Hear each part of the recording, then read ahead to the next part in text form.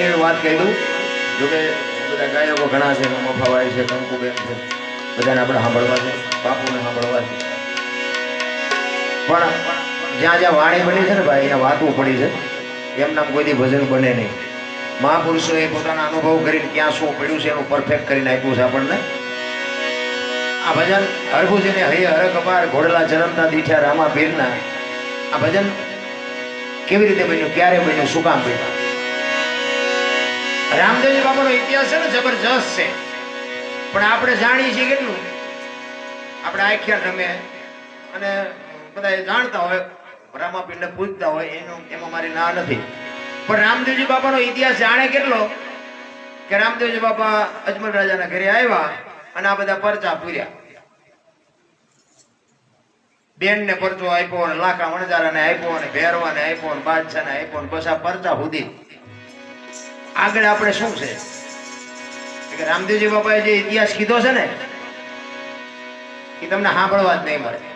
એની માટે જો કે સમય જોવે જાજો, પણ હું એક ટૂંકામાં તમને વાત કરું કે 12 બીજના ધણિયાને કહે છે ને, બીજ 12 ના કહેતા હોય કે 12 બીજ ના કહેતા હોય, પણ આ ઉગે છે એ બીજની વાત જ નથી. નારાયણ વાત બધી દેહની છે. અને રામદેવજી બાપાએ સ્વમુખે બાપુ વાણીમાં કીધું છે, અગમ અગોચરની વાતું છે આખી. આ સમજાય એવી વાત જ નથી. નારાયણ એ તો ઈના બની જાઓ ને, સદગુરુના બની જાઓ, પીરના બની જાઓ, અને તમારું મારું હું મટી જાય, સ્ત્રી પુરુષના નાતા મટી જાય, દેહની દશા મટી જાય, પછી બાપુ સમજાય. બાકી એમના સમજાય નહીં. એનો ઇતિહાસ એનાથી જે આગળ છે ને, આ તો આ પરચા છે ને, તો એક રામદેવજી બાપાની શરૂઆત છે. આ ભજન ક્યારે બન્યું? રામદેવજી બાપાને સોધામ જવાનું થયું ને, ત્યારે આખા કુટુંબને ભેળું કરીને કીધું ભાઈ મારો સમય થઈ ગયો અને હવે તમે બધી મારી તૈયારી કરો. પણ એક હું તમને ભલામણ કરું છું, એમના કુટુંબને કહે છે કે મારી સમાધિ લેવાઈ ગયા પછી દુનિયા તમને કોઈ પણ કાંઈ વાત કરે તો મારી સમાધિ ખોલવાની વાત ન કરતા, મારી એપ જોવાની વાત ન કરતા. અહીં ત્રીજી પેઢીએ આપણા કુટુંબમાં પીર પાકશે. બધા સહમત થયા અને જે કઈ કાર્ય હતું એ કાર્ય પૂરું કર્યું. અને આ વાત ઉડતી ઉડતી એમના માસીન દીકરા ભાઈ હરભુજીને આ વાત મળી કે રામદેવજી બાપાએ સમાધિ લઈ લીધી. અને હરભુજી માનતા નથી, બને જ નહીં. તો વચનનો પાકો માણા, વચન સિદ્ધ પુરુષ છે. મને કીધું છે હું તને મળ્યા સિવાય જાઈશ નહીં, અને મને મળ્યો નથી, કોઈ દી જાય જ નહીં. ખોટી વાત. કોકે કીધું પણ અમે ન્યા જતા, એ કે વાત જ ખોટી, હું અહીંયા ન જતા હું કોઈની વાત હા પાડું જ નહીં. કોકે કીધું પણ અમે ન્યા હતા, મુઠ્ઠી માટી અમે નાખી, એ કે તમે જે કહો એ, બાકી અહીંયા હું જઉં અને મને પાકી ખાતરી થાય પછી જ હા, બાકી ત્યાં સુધી ખોટી વાત. અને અહીંયાથી ઘોડે બાપુ ચડ્યા હરભુજી, રણુજા આવવા માટે નીકળે. એ રણુજાનો સીમાડો આવ્યો ને અહીંયા બાપુ રામદેવજી બાપા બેઠા છે અને ઘોડા ચરે છે. અહીંયા બાપુ હરભુજીએ વાણી કરી લે, હરભુજીને હૈયે હરક અપાર ઘોડલા ચરણતા દીઠ્યા રામા પીરના. એમ નામ જો વાણી બનતી હોત તો અત્યારે તો ભણેલા ગણેલા બુદ્ધિના ગાળિયા જેટલાય છે, એક ભજન બનાવીને મૂકો તો બજારમાં હાલે. તો અનુભવ કર્યા વગર તમને મને ભજનની ખબર જ ન પડે કે આ શું ભજન કહેવા માંગે છે. ત્યાં આવી અને હરભુજી ઘોડેથી ઉતર્યા અને બે ભાઈઓ બાપુ જેમ પહાડ ભેટે ની બે ભાઈ ભેટ્યા હો. અને હરભુજી કહે છે મેં તો આવી વાત સાંભળી હતી. એટલે રામદેવજી બાપાએ વાતનો ગોળો ટોળો કરીને કહ્યું ભાઈ આ તો જગત છે, ગમે એ બોલે બે કે આપણે ઘણા ટાઈમથી કહુંબો નથી પીધો, કહુંબો બનાય, કહુંબો આપણે પી. કહુંબો પી અને જે સમાધિમાં મૂકેલી વસ્તુ રતન કટોરો, અમલની ડાબલી, વીર ગેડીઓની 3-4 વસ્તુ જે હતી એ રામદેવજી બાપાએ હરભુજીને આપીને એને કીધું કે તમે ગામમાં જાઓ. એ હરભુજી બાપુ ઘોડા ઉપર બેહી અને ગામમાં આવે, ચોરે આખો ડાયરો શોકગ્રસ્ત બેઠો છે. બગાડ ઘાટ કરતો ઘોડો આવતો તો આખો ડાયરો વિચાર કરે કે ભાઈ જેવો ભાઈ વિયોગીઓના ઘોડા ઉપર બેહીને હાલ્યો હોવાને શરમ નહીં આવતી હોય. અહીંયા આવીને પછી એમ કહે છે શું બધો ડાયરો બેઠો છે? એ કે હું ભલામણ આવી વાત કરે, રામદેવજી બાપા વીઆઈ ગયા 3 દી થયા. હરભુજી દાંત મીઠા કાઢવા. હરભુજી કે મને તો અત્યારે સીમાડે ભેગા થી. તો કે આ બધા ખોટા તું એક હાચો. અને અમલની ડાબલી, રતન કટોરો ને એ બધું બતાવ્યું, વીર ગેડીઓ ને કે આ પણ મને બાપાએ આપ્યું. અને બધાને શંકા જાગી કે આપણે સમાધિ દઈને આવતા રહ્યા પછી બહાર નીકળી ગયેલા. હાલો એ કે ખોદવી આપણા જ આપણને નડ્યા છે. આખી દુનિયામાં જ્યાં જાઓ ને આપણા જ આપણને નડે.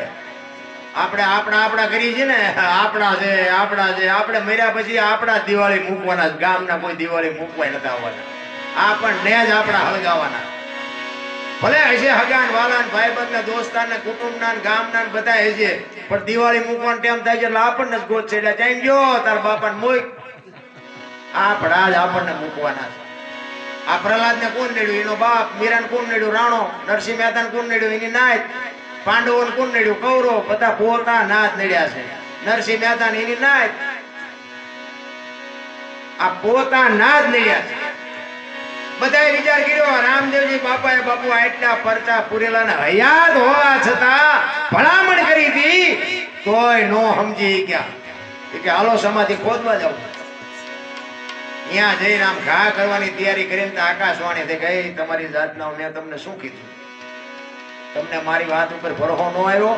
હવે તમે અહીંયા કાયમ કાબા થઈને લૂંટી ખાજો ને આ કાયમ દુકાળ પડશે. હવે હું જઉં છું સૌરાષ્ટ્રમાં. એ પહેલું આપણું ગેબીનાથ ને પાળિયાદ બાપુ આજે એવું એક ગામ નહીં હોય કે રામદેવજીનું મંદિર ન હોય, રામદેવજીનું મંડળ ન હોય, રામદેવજીના વાવટા ન ફરકતા એવું એક ગામ ન હોય. એટલે કે રામદેવજી બાપાની વાત જો એના કુટુંબે માની હોત ને તો આજ રાજસ્થાન હોનાનું હોત. મારા રામ પોતાના જો આવા મહાપુરુષોને જો એની પ્રજા ન સમજી શકે, આપણી પ્રજા શું? આપણી તો મારો નાથ રાજવે હોય તો સમજે, નકર તો ઘરના સભ્યો હારા ન હોય તેનો ભજન જ ન કરીએ. હા એમ મોટી મોટી કરીને ઘરે જઈને ભડકા થાય તો કોને કેવું? આયા તો ઠીક છે, હલો આ તો બાપુ આશ્રમ છે, તમે કીધું કે અમારે ઘરે ભજનમાં આવજો, અમે આવીને તમે અમને આમ હાથની હથેળીમાં રાખો, ગાડલા ને ખાટલા ને ચા ને પાણી ને જમવાની બધી વ્યવસ્થા કરો, પછી તમે એમ આવ્યા હોય પછી એમ કહો ઘરે હલો ચા પાણી રોટલા સિવાય જવાય? હવે આમ દેવામાં લઈ દઉં પછી રવડામાંથી હાણશું લોટા મંડે ઉડવા ચીપા જવું.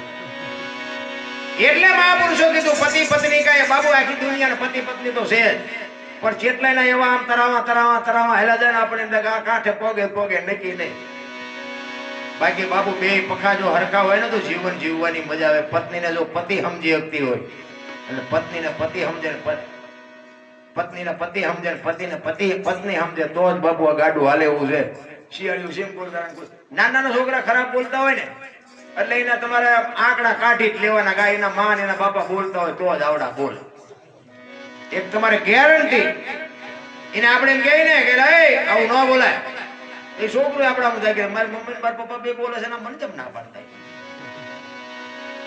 તમારું છોકરું કપાતર પાકે ને એમાં તમારામાં કઈ કપાતરના લખણ હોય તો જ કપાતર પાકે ને પાકે. ત્યાં સંત છે, ભગત છે, દાતાર છે, સુરવીર છે, બારવટિયા છે ને બાપુ, આ જન્મે બને નહીં. જન્મથી હોય, જો સંસ્કારનું સિંચન કર્યું હોય ને તો જન્મથી હોય. એ કપાતર ગામમાં હોય ને કપાતર, એ જન્મથી જ હોય. ઘણા નથી કહેતા હારો હતો બગડી ગયો, આ બગડેલો જ હતો, તમે ઓળખવા મોડું કર્યું. બગડેલા હોય બગડેલા જ હોય, એમાં હારાવાય હોય. એટલે હરભુજીને પછી ખબર પડી કે ખરેખર રામદેવજી બાપાએ સમાધિ લઈ લીધી હતી, પણ આ મને મળવા માટે જ બાપુ મળ્યો. અને પછી બાપુજી હરભુજી રોયો છે, અરે મારા બાપ હું તને ઓળખી ન હોય તો હું તારા પગ ન ઝાલી ગયો, મારા બાપ તું મને મળવા માટે આવ્યો, હવે તને મારે મળવું હોય તો શું કરવું પડે? બહુ વાજીજી કરીને ત્યારે રામદેવજી બાપા આકાશવાણીથી કહે છે કે ચોખ્ખા ઘીની જ્યોત, ગુગળનો ધૂપ, ધોળી ધજા અને મારા નામના 5 ગાણા ગૌરવજો. કોઈ પણ 100 રૂપિયા આવીશ, બાકી હવે પ્રત્યક્ષ કોઈ દી નહીં આવું. બાપુ આપણો અત્યારે જે પાઠ ચાલુ છે ને, તમને ભરોસો હોય કે ન હોય, બાકી અમને ભરોસો છે કે આમાં ક્યાંક બેઠો હોય પછી ન માનો એ તમારી વાત. આ બાપુ સોમુખ રામદેવજી બાપા બોલ્યા છે, ચોખ્ખા ઘીની જોત હોય, 11 હોય, પૂનમ હોય, બીજ હોય, પાંચમ હોય, 5 મારા નામના ગાણા ગૌરવજો. હું કોઈ પણ 100 રૂપિયા અહીંયા હાજરી આપીશ. બાપુ જોત ઉપર ભરોસો રાખવાનો. જો મારો નાથ તમારું અડધી રાતે કામ ન કરે તો આપણે ભજન ગાવાનું બંધ કરી દીધું. આપણું આ દુનિયામાં હાલ્યું ને બાપુ એ રામા બાપાના હિસાબે. હું અત્યારે જીવતા જાગતા દેવ એક મેલડી માં, એક હનુમાન ને એક રામાબેન, આ 3 ને જ હું ભજવીશું 3 ને, અને આપણું મેળ પડી ગયું. આ 3 જ દેવ એવા છે, સવારે તમે નાળિયેર માનો બપોરે ભડાકો કરે એવા દેવ છે પ્રત્યક્ષ. મારો કહેવાનો મિનિંગ એ હનુમાનજી બાપા અજર અમર બનાવી દીધો માં ભગવતી સીતાએ. પણ તમારી બાપુ અંતરથી હોવો જોઈએ. ચિત્તની શાંતિ, મનની પ્રશંસા, દિલની દાતારી, ગુમડાની રોજને ટાઢિયા તાવની ટાઢ આટલું માલિકોથી આવે તો પતે, બાકી પતે નહીં. એટલા માટે હરભુજી છેલ્લે રોવે છે કે હવે શું કરવું? એટલે રોતો કહે છે હરભુજી, શું કહે છે?